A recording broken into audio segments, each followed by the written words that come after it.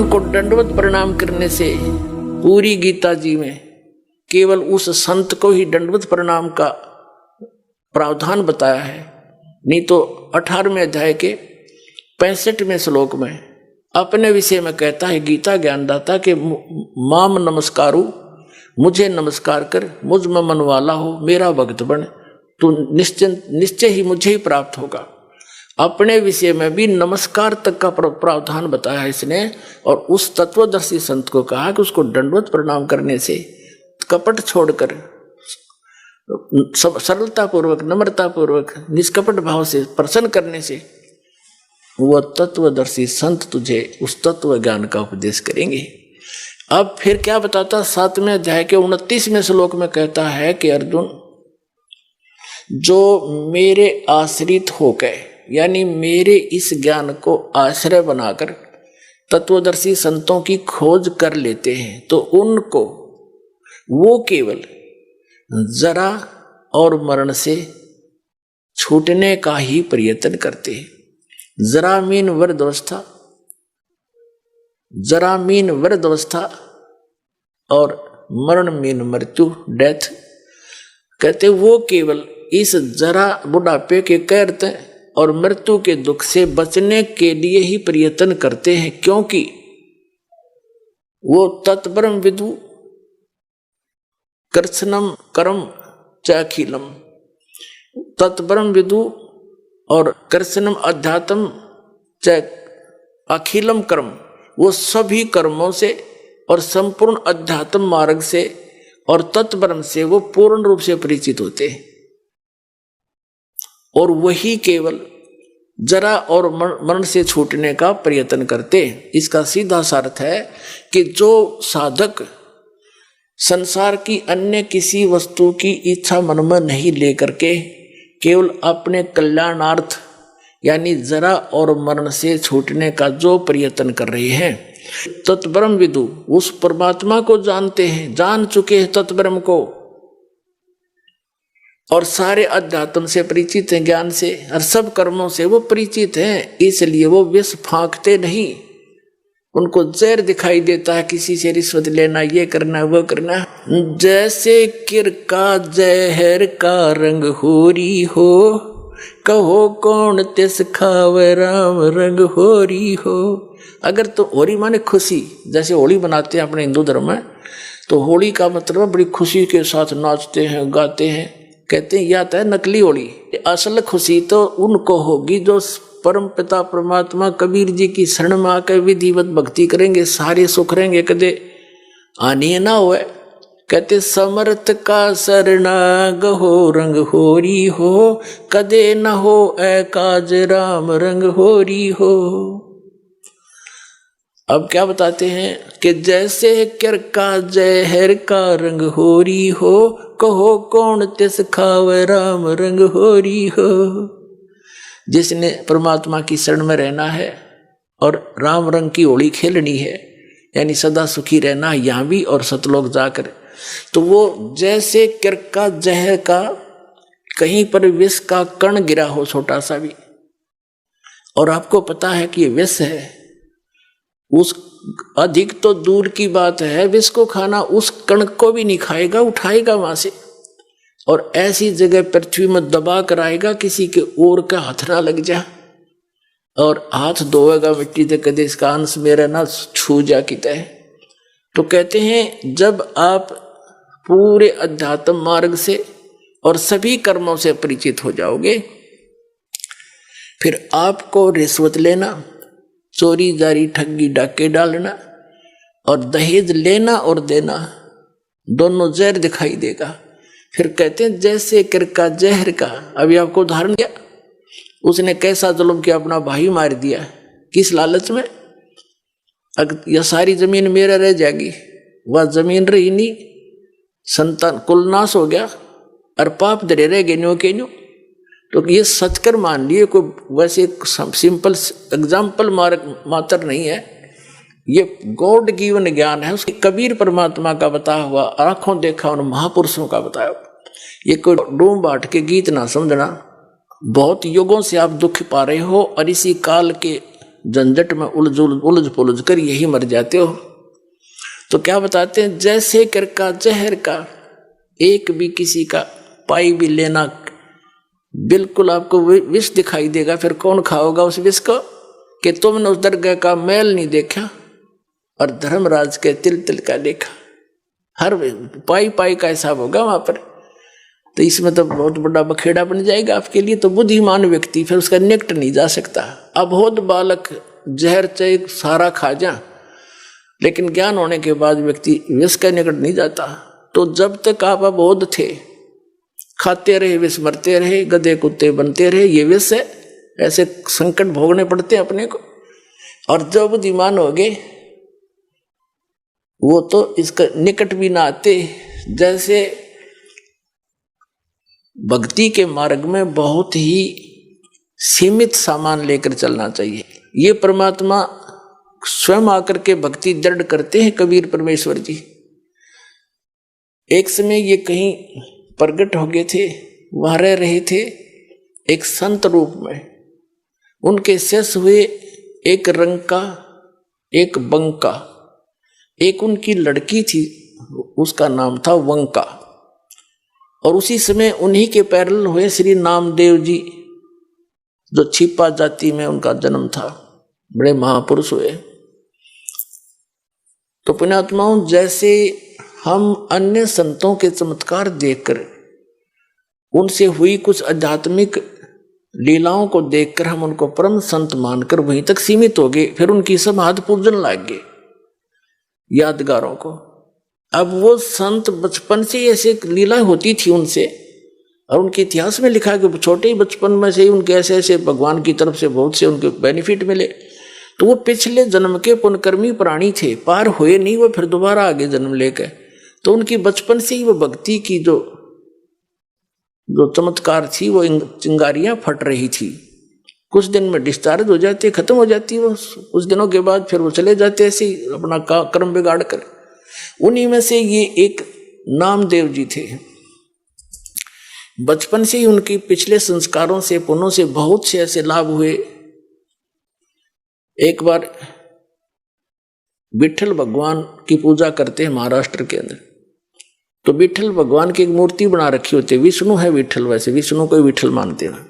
विठल विष्णु जी के अवतार थे। उनकी मूर्ति बनाकर पूजा करते हैं, उनको भोग लगाते हैं और पीछे आप भोजन करते हैं। तो एक बार नामदेव जी के छोटे से थे, उनके पिता ने कहा, बेटा हमने कहीं बाहर जाना है, कई दिन माना पड़ेगा, तुम भगवान को भोग लगाना ठाकुर जी को, और पीछे दूध पीना।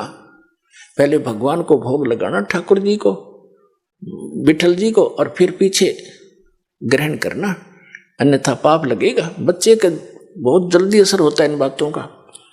माता पिता चले गए, पहले से पैदल जाते थे, पैदल आते थे, 3 दिन जाने में, 1 दिन वहां रुक के 3 दिन आने में लग गए। जैसे भी 1 हफ्ते में आए। अगले दिन नामदेव जी ने नहा धोकर दूध का कटोरा भर के और विठल भगवान की मूर्ति का आगे रख के, जैसे माता पिता करते थे, पर्दा लगा के खड़ा हो गया, भगवान भोग लगा लो, भगवान भोग लगा लो। थोड़ी देर में पर्दा उठाया, जो का जो रखा कटोरा, नहीं दूध लगाया, नहीं पिया। अब उसके माता पिता क्या करते थे कि कटोरा रख के ऐसे करते थे, विठल भगवान दूध पी लो, पर्दा लगा देते थे। एक आलीसी में मूर्ति रखी थी, उसका पर्दा ला रखा था, और थोड़ी देर में उठा के अपने आप सारे दूध में मिला के और पी लेते थे। और बच्चे को इन्हों पता नहीं था कि विठल जी दूध ना पीते। उन्हें सोचेगा जी घूंट भर लेते होंगे भगवान, तभी माता पिता लाते हैं। उन्हें देखा भगवान ने तो दूध ना पिया। उस दिन भी फिर खुद भी रोटी ना खाई। भगवान आप भोग नहीं लगाओगे तो मैं भी नहीं खाऊंगा, आदेश है मेरे पिताजी का। अगले दिन फिर रख दिया दूसरा भर के, उस दिन भी ना पिया। रोटी नामदेव जी ने भी नहीं खाई। अब तीसरा दिन निकला, बालक मरण हो गया। अब उस समर्थ परमात्मा, यानी उसके पिछले पुण्यों से ऐसे लीला होती है। आए दाता उस विठल वाली मूर्ति का आगे बैठ गए, छोटे से बन के। और नामदेव ने कहा, भगवान जब तक भोग नहीं लगा लोगे तेरा दास टूक टूक ना तोड़े, मरूं चाहे जीऊं, मैं बेशक मर जाऊं। तभी आस्था देखी भगत की, भगवान ना आके और दूध पी गया, चढ़ चढ़ पूरा कटोरा पी गए। रामदेव कूदता फिरे, आज राजी हुए मेरे भगवान। नामदेव जी की खुशी का ठिकाना नहीं। आप भी दूध पिया, छक्कर रोटी खाई, अकाज प्रसन्न हो गए मेरे भगवान। मेरे से कोई रोटी बन गई थी। आप रोज पियो, रोज दर्दे दूध सामने पियो गट गट, और फिर मूर्ति सी दिखे। उनके माता पिता आए, उन्हें चिंता थी, बालक है कहीं भगवान को भोग ना लगाया। वो नाते पूछा, बेटा क्या विठल जी को भोग लगाया था? माता जी ऐसा बना, 3 दिन तो इन्होंने कुछ नहीं खाया पिया, और मैंने भी नहीं खाया पिया। क्या करा कि मैं दूध रखूं, भगवान ने ग्रहण नहीं किया। मैंने सोचा आपकी याद में दुखी हो रहे होंगे, परमात्मा नहीं पिया होगा, और या मुझसे कोई त्रुटि होगी। तो तीसरे दिन भगवान ने, तीसरे चौथे दिन जैसा भी भगवान ने दूध पिया। नहीं पहले भोग नहीं लगाया 3-4 दिन, और मैंने भी खाना नहीं खाया, मरने को हो गया था। अब बच्चे के मुंह की तरफ देखे वो माता पिता, ये क्या बोल रहा है, क्या कैसे भोग लगाया बेटा तेने कि भगवान को भोग रख। 3 दिन तो इन्होंने पिया नहीं, चौथे दिन पी लिया दूध, सचमुच। हाँ, उन्हें सोची लड़का बकवाद करे है, इसने कोई भोग भाग नहीं लाया। क्यों? उनको मालूम था दूध पीता नहीं, मूर्ति पत्थर का दूध पिया करे। वो तो मुंह कर लागे छीटा फिर आप उठा लाया करते थे। उन्हें सोची वो बकवाद कर रहा है, कितना भोग भाग नहीं लाया, खेलता रहा बालकों में। ने बोला साची बता, न तने घड़ेंगे हम, झूठ बोले तू तो भोग नहीं लगा। भगवान पत्थर थोड़ा, मूर्ति थोड़ा दूध पीती है। अगने नहीं दूध पिया, मेरे सामने पिया। उनको और पक्की दचगी झूठ बोला सारी लड़का। ने बोले भाई तू झूठा गणा हो गया नामदेव, और हम तेरे से बात नहीं करते, तेने तो भोग लगा नहीं हमारे भगवान को। वो कहने लगे हमारे सामने लगा के दिखा कैसे दूध पिया। वो ना प्रतिदिन जैसा करता था, पूरे रूटीन से धोया, कटोरा दूध का भरा और रख दिया। हे भगवान, मेरे माता पिता के विश्वास नहीं हो रहा दाता, भोग लगाओ। उसी समय मूर्ति से हाथ से निकले नू कचिया कचिया, और पकड़ कर उनके सामने, माता पिता के सामने गट गट दूध पी गया।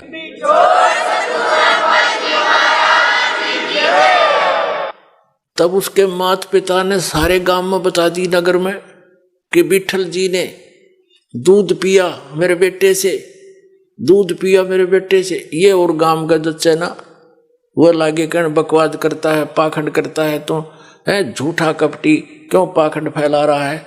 मूर्ति कभी दूध पीती है। पंचायत होगी, चौपाड़ में बुला लिया नामदेव भी, उसका लड़का भी। पंचों ने फैसला किया कि हमारे सामने दूध पिलाओ भाई, जब मानेंगे ना तुम्हें देश से निकाल, गांव से निकालेंगे तुमको। तुम पाखंड फैलाते हो, अपने घर पर लोगों का चढ़ाने के लिए भ्रमित कर रहे हो, वहां बुलाने लग जाओगे कुछ दिनों में। अब समस्या आ गई, नामदेव भी बुला लिया। बैठ के नामदेव का पिता बैठ गया साथ में, नामदेव बैठा और कहा भाई क्यों बच्चा भोग लगा भगवान ने, विठल जी ने दूध पिया था? कहाँ जी पिया। अब ये रखी है मूर्ति अलग से सुथरी स्थान पर बनाकर सटेज सी रख रखी थी कि यहाँ पे ला के दिखा दे, ये दूध रखा। वो अपना जैसे भी नहा धो के आया था, हाथ धोकर रखा कि हे विठल महाराज दूध भोग लगाओ मेरे दाता, मेरे माता पिता संकट के अंदर हैं, दया करो मेरे मालिक।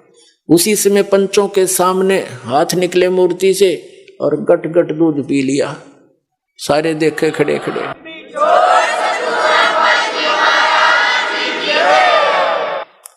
अब इस चमत्कार को देखकर नामदेव जी की इतनी महिमा होगी, आसपास के क्षेत्र में पूज्य होगी। और ये अब वो क्या करते थे, कुछ थोड़े से बड़े हुए, किसी से नाम लिया, ओम नाम का जाप करते थे। फिर परमात्मा मिलते हैं आकर ऐसी पुण्य आत्माओं को, जैसे उनका विधान है, वो नेक आत्माओं को मिलते हैं, अच्छी आत्माओं को मिलते हैं, दृढ़ भक्तों को। तो कबीर साहब उनसे मिले, ज्ञान दिया कि ऐसे ऐसे भाई ओम नाम का जाप तुम कर रहे हो गुरु से लेकर के, ये तो ऐसे ऐसे सारी सतिथि बता दी, और इससे आगे एक और मंत्र है जो दास देगा आपको, और उससे मोक्ष होगा। ये तो असंग जन्म हो गए, जन्मते मरते। और ये छोटे मोटे जो लीला हुई है ना, ये तेरे पिछले पुण्यों से हुई है। आगे चार्जर ठीक नहीं है, पीछे बैटरी चार्ज थी, तब तक यह काम कर रही है। सारा समझाया उनको, जैसे भी उस भाषा में। तो विठल नामदेव जी ने नाम ले लिया, किससे? उस संत से जो स्वयं मालिक आकर गुप्त रूप से रहा करते थे। अब नाम भी ले लेते हम, लेकिन वो पुरानी जो साधनाएं हैं, जो क्रियाएं वन में समारी हैं, वो भी साथ करते रहते। एक दिन नामदेव जी, क्योंकि ये छिपा जाति में थे और ब्राह्मण लोग अन्य जाति वालों को भगवान की आरती में निकट नहीं जाने देते थे, दूर खड़ा रखते थे। वो आरती जहां करते थे विठल जी की, ब्राह्मण वर्ग ही रहते थे वहां, उसको सक्षेत्र था। एक दिन नामदेव जी जा रहे थे, आरती मंदिर में हो रही थी।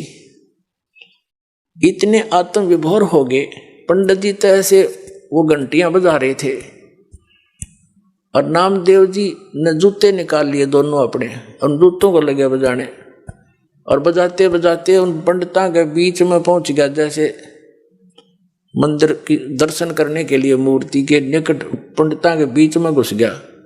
उन्हें देखा कि वो कौन आ गया, छोटी जाति का, हाथ में जूते ले रहा, पकड़ के बाजू से और मंदिर के पीछे पटक दिया जाकर, किचन आरती में बाधा कर दी। कहते हैं भगवान कबीर साहब ने उस मंदिर का मुंह फेर दिया नामदेव की तरफ।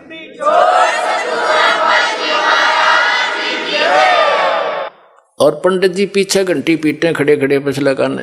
तो नामदेव जी उठकर आगे।